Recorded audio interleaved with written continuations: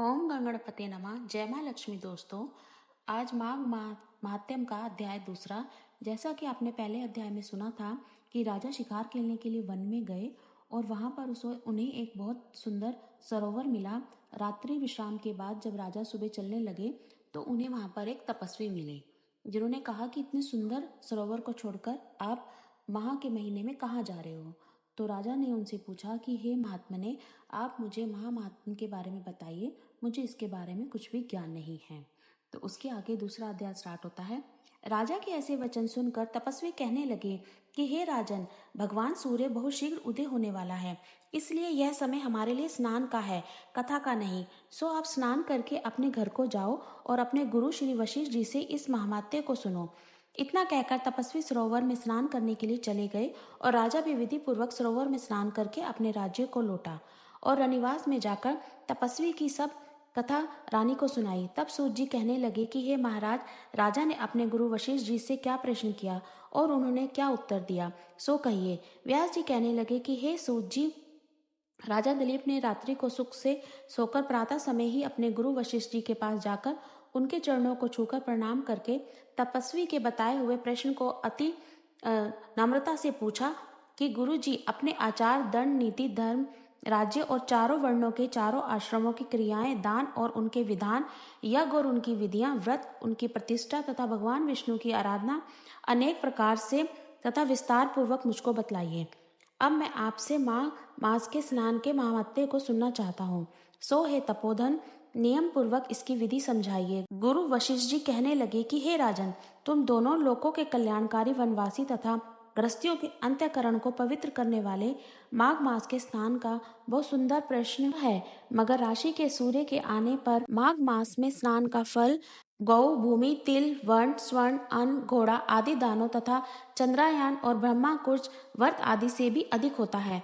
वैशाख तथा कार्तिक में जप, दान, तप और यज्ञ बहुत फल देने वाले हैं, परंतु माघ मास में इनका फल बहुत ही अधिक होता है। माघ में स्नान करने वाला पुरुष राजा और मुक्ति के मार्ग को जानने वाला होता है। दिव्य दृष्टि वाले महात्माओं ने कहा है कि जो मनुष्य माघ मास में सकाम या भगवान के निमित्त नियम पूर्वक माघ मास में स्नान करता है, वह अनंत फल वाला होता है। उसको शरीर की शुद्धि, प्रीति, ऐश्वर्य तथा चारों प्रकार के फलों की प्राप्ति होती है। अदिति ने 12 वर्ष तक मकर संक्रांति में अन्न त्याग कर स्नान किया। इससे तीनों लोक को उज्जवल करने वाले 12 पुत्र उत्पन्न हुए। माघ में स्नान करने से रोहिणी, सुभंगा, अरुंधति दानशीला हुई और इंद्राणी के समान रूपवती होकर प्रसिद्ध हुई। जो माघ मास में स्नान करते हैं तथा देवताओं के पूजन में तत्पर रहते हैं, उनको सुंदर स्नान, हाथी और घोड़ों की सवारी तथा दान को द्रव्य प्राप्त होता है और अतिथियों से उनका घर भरा रहता है और उनके घर में सदा वेद ध्वनि होती रहती है।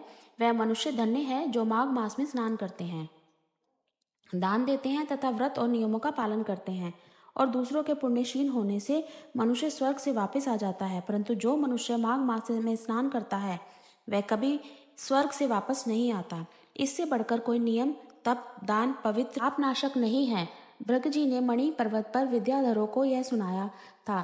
तब राजा ने कहा कि ब्राह्मण भृगु ऋषि ने कब मणि पर्वत पर विद्याधरों को उपदेश दिया था, सो बतलाइए। तब ऋषि जी कहने लगे कि राजन, एक समय 12 वर्ष तक वर्षा न होने के कारण, सब प्रजाशील होने के कारण संसार में बड़ी उद्विग्नता फैल गई। हिमाचल और विंध्याचल पर्वत के मध्य का देश निर्जन होने के कारण श्राद्ध, तप तथा स्वाध्याय सब कुछ छूट गया। सारा लोक विपत्तियों में फंसकर प्रजाहीन हो गया। सारा भूमंडल फल और अन्न से रहित हो गया। तब विंध्याचल से नीचे बहती हुई नदी के सुंदर वृक्षों से आच्छादित अपने आश्रम से निकलकर श्री भृगु ऋषि अपने शिष्यों सहित हिमालय पर्वत पर गए। इस पर्वत को नीली चोटी और नीचे का हिस्सा सुनहरी होने से सारा पर्वत पीताम्बरधारी श्री भगवान के सदृश लगता था। पर्वत के बीच का भाग नीला और बीच बीच में कहीं कहीं सफेद स्फटिक होने से तारों से युक्त आकाश जैसी शोभा को प्राप्त होता था। रात्रि के समय यह पर्वत दीपों की तरह चमकती हुई दिव्य औषधियों से पूरित किसी महल की शोभा को प्राप्त होता था। यह पर्वत शिखाओं पर बांसुरी बजाती और सुंदर गीत गाती हुई किन्नरियों तथा केले के पत्तों की पताकाओं से अत्यंत सुशोभित हो रहा था। यह पर्वत नीलम, पन्ना, पुखराज और इसकी चोटी से निकलती हुई रंग बिरंगी किरणों से इंद्रधनुष के समान प्रतीत होता था। स्वर्ण आदि सब धातुओं से तथा चमकते हुए रत्नों से चारों ओर फैली हुई अग्नि ज्वाला के समान शोभायान था।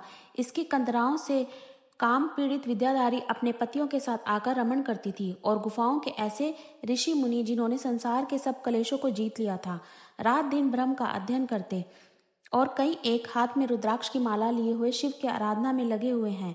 पर्वत के नीचे भागों में जंगली हाथी अपने बच्चों के साथ खेल रहे हैं तथा कस्तूरी वाले रंग बिरंगे मृगों के झुंड इधर उधर भाग रहे हैं। यह पर्वत सदा राजहंस तथा मोरों से भरा होता है। इसी कारण इसको हम कुंड कहते हैं। यहाँ पर सदैव ही देवता गुहक और अप्सराएं निवास करती हैं।